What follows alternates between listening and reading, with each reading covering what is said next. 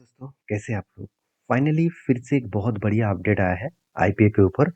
तो मैं जितने आईपीओ के ऊपर चर्चा की आपके सामने वो एक एक करके सारे आईपीओ अच्छा खासा लिस्टिंग में दिखा है। तो आज भी मैं इसी तरीके से एक आईपीओ के बारे में चर्चा करूंगा जिसका नाम है बिहारी लाल इंजीनियरिंग लिमिटेड। जिसके नाम से ही आपको पता चल चुका है कंपनी एक इंजीनियरिंग फील्ड में काम करता है।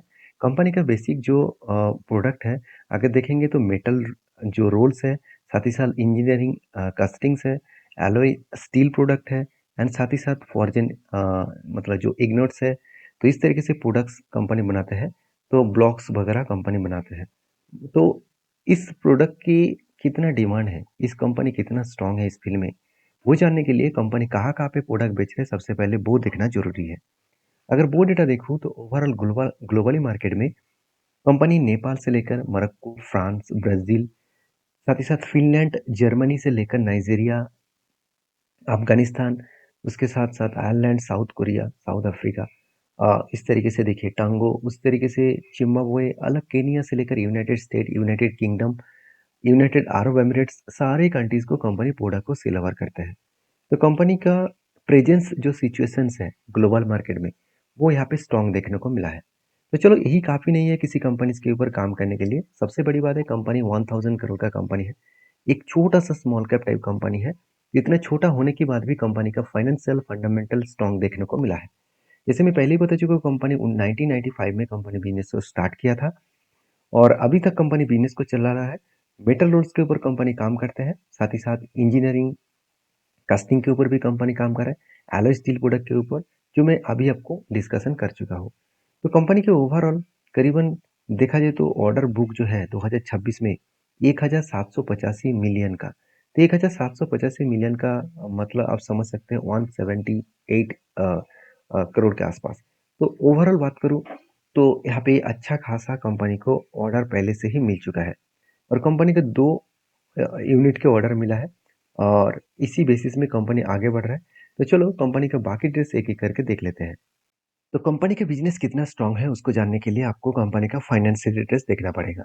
ओवरऑल बात करूँ कंपनी का जो रेवेन्यूज ग्रोथ है वो 6% से ग्रोथ हो रहा है। इसका मतलब रेवेन्यू उतना स्ट्रांगली ग्रोथ नहीं हो रहा है, मगर कंपनी का प्रॉफिट मार्जिन बहुत स्ट्रांगली ग्रोथ हो रहा है। जैसे प्रॉफिट आफ्टर टैक्सेस जो बढ़ा है 22% के आसपास। तो ओवरऑल कंपनी का जो एसेट है 262 से लेकर 367 तक कंपनी का एसेट बढ़ा है। अभी उसी जगह के हिसाब से देखूँ तो टोटल जो यहाँ पे इनकम है कंपनी का, टोटल इनकम के बारे में बात करूँ तो 449 से लेकर 516 बने और उसके बाद 546 बने। तो ओवरऑल कंपनी अच्छा खासा टोटल इनकम को यहाँ पे इंक्रीजिंग किया। अभी प्रॉफिट के बारे में बात करूँ तो 35 करोड़ का टोटल प्रॉफिट था 2024 में, 52 करोड़ बने 2025 में, 64 बने 2026 में। इसका मतलब हर साल कंपनी का प्रॉफिटेबिलिटी अच्छा खासा ग्रोथ हुआ। तो यहाँ पे कंपनी का स्टेन देखने को मिला है। उससे भी बड़ी बात मुझे अच्छा लगा कि कंपनी का कर्जा जो 41 करोड़ था, बीच में वो 8 करोड़ के आसपास आ गया था। अभी फिर से कर्जा को थोड़ा सा बढ़ाकर 17 करोड़ के आसपास देखने को मिला। तो ओवरऑल कंपनी का जो कर्जा है वो एक रेंज के अंदर है, एक लिमिटेड रेंज के अंदर है। मैं लिमिटेड रेंज इसीलिए बता रहा हूँ क्योंकि इस फील्ड में अगर देखेंगे कंपनी का जो कर्जा है वो 0.06 के आसपास है, मतलब ना के बराबर। अगर आरओसी देखे तो 27%, सॉरी 3%, और आरओसीई देखे तो 27%। एक बेहतरीन परफॉर्मेंस देखने को मिला है कंपनी की तरफ से। बाकी कंपनी का पेट मार्जिन 12% और इबिट्टा मार्जिन जो है वो 18% देखने को मिला है, जो कंपनी के लिए एक पॉजिटिव स्टेन यहाँ पे दिखाते हैं। अभी अर्निंग पर शेयर के बारे में बात करूँ तो 16 के आसपास है और कंपनी का पी रेशियो 17 के आसपास है।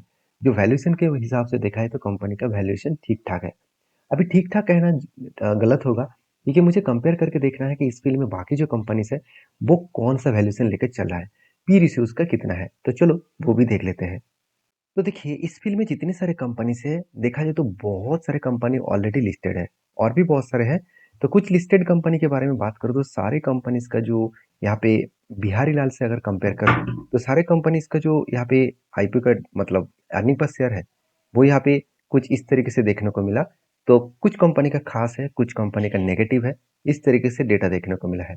तो पी रेशियो के बारे में बात करूँ तो पी रेशियो देखिए यहाँ पे 18 से लेकर 34 के आसपास दिख रहा है। तो ओवरऑल बात करूँ सारे कंपनीज का पी रेशियो बहुत हाई है comparison to Bihari Lal engineering का। इसका मतलब इसका वैल्यूएशन आपको सस्ता हिसाब से देखने को मिला, क्योंकि इसका पी रेशियो 17 है और बाकी कंपनीज का पी रेशियो 30 के ऊपर है। तो यहाँ पे कंपनी की एक पॉजिटिविटी देखने को मिला है। अभी इस आईपीओ कंपनी क्यों लेकर आ रहा है, चलो वो भी देख लेते हैं। तो कंपनी आईपीओ लेने का मेन मकसद क्या है, चलो सबसे पहले वो देख लेते हैं कि किस कारण की वजह से आईपीओ लेके आ रहा है। देखिए कंपनी बता रहा है कि कुछ फंडिंग कैपिटल एक्सपेंडिचर को बढ़ाने के लिए परचेज और भी कुछ इक्विपमेंट्स मशीनरी परचेजिंग करने के लिए वो करीबन 19.5 करोड़ इन्वेस्ट करेगा।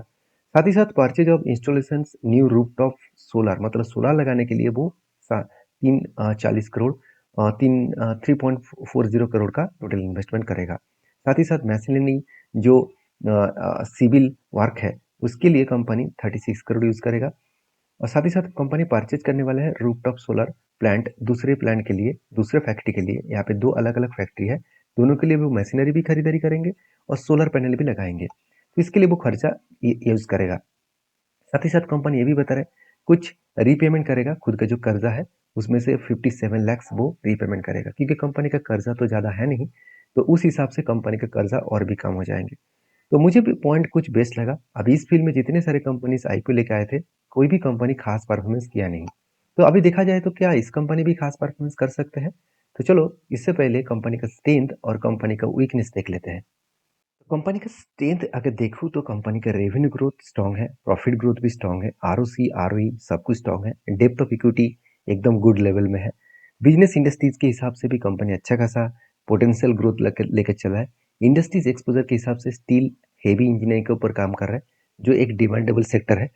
अगर मैं रिक्सी पॉइंट देखूँ तो कंपनी के साइकिल इंडस्ट्रीज, मतलब इस फील्ड में साइकिलिंग मतलब कंटिन्यूअसली प्रोडक्ट को बेचना, रोटेशन वाइज बेचना, ये कंपनी के लिए एक रिक्सी पॉइंट है। साथ ही साथ स्टील प्राइस इंडस्ट्रीज के हिसाब से रिक्सी है, और वेफएस के हिसाब से कंपनी नेगेटिव है, और आईपी वैल्यूएशन के हिसाब से कंपनी का केयरफुल चेक करना पड़ेगा। इस तरीके से कुछ रिक्सी पॉइंट्स आपको देखने को मिला। तो चलो सबसे पहले कंपनी के और कुछ पॉइंट्स में दिखाता हूँ, जिस पॉइंट में कंपनी का और भी स्ट्रेंथ पता चलेगा। तो देखिए यहाँ तक अगर वीडियो अच्छा लगे तो प्लीज़ एक वीडियो को लाइक कर देना। कभी इस तरीके से इन्फॉर्मेशन आपको इसी चैनल के माध्यम से मिलता रहेगा। तो देखिए कंपनी ओवरऑल 300 करोड़ का टोटल मार्केट से उठाने वाला है, जो वैल्यूएशन के हिसाब से मुझे ऑब्वियसली ज़्यादा लगा। मैं ज़्यादा इसलिए बता रहा हूँ क्योंकि जो कंपनी का मार्केट कैप सिर्फ 1200 करोड़ है, वो मार्केट से 300 करोड़ उठाना जा रहा है। तो उनमें से देखिए मुझे एक पॉइंट सबसे वीकनेस लगा। अगर ये 300 करोड़ में ज़्यादा पैसा बिजनेस में इन्वेस्ट होता तो अच्छी बात होता, क्योंकि कंपनी का फ्रेश इशू है 93 करोड़। इसका मतलब बिजनेस में इन्वेस्ट होगा जस्ट 93 करोड़, और ऑफर फॉर सेल है 209 करोड़, मतलब प्रोमोटर के जेब में जाएगा 209 करोड़, जो सबसे वीकनेस पॉइंट है इस कंपनी के लिए। बाकी पॉइंट्स तो कंपनी का पॉजिटिव ही देखने को मिला। कंपनी का जो प्राइस बैंड रखा गया है वो 271 से लेकर 285 के आसपास। तो चलो कंपनी के लास्ट पॉइंट देख लेते हैं, कंपनी के मतलब आईपीओ का डेट। तो अगर डेट देखूँ तो कंपनी का 12 तारीख से स्टार्ट हो रहा है, मतलब आज से स्टार्ट हो रहा है। 14 तारीख इसका लास्ट डेट है, और 19 तारीख इसका आईपीओ का ऑब्वियसली लिस्टिंग डेट देखने को मिलेगा। तो चलो एक बार मैं ग्रे मार्केट नियम दिखा देता हूँ। इस कंपनी का करेंटली ग्रे मार्केट नियम चला है 23 के आसपास। कंपनी जब ओपनिंग हुआ था मतलब 10 के आसपास था, उसके बाद धीरे धीरे करके बढ़ते बढ़ते 23% के आसपास चला है।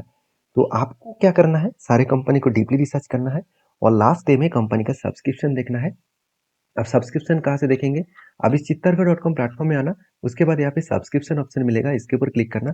तो हाईएस्ट अगर सब्सक्रिप्शन है लास्ट डे में, मतलब 14 तारीख अगर हाईएस्ट सब्सक्रिप्शन देखने को मिले और ग्रे मार्केट प्रीमियम भी अच्छा देखने को मिले, तब इस कंपनी के ऊपर आपके हिसाब से डिसीजन ले सकते हैं। ये सारे पॉइंट्स अगर पॉजिटिव होगा तभी कंपनी के ऊपर डिसीजन लेता हूँ। तो आपके क्या ओपिनियन है इस कंपनी के ऊपर जरूर कमेंट्स करना। इस तरीके से अपडेट पाने के लिए मुझे फॉलो कर लेना। Thank you.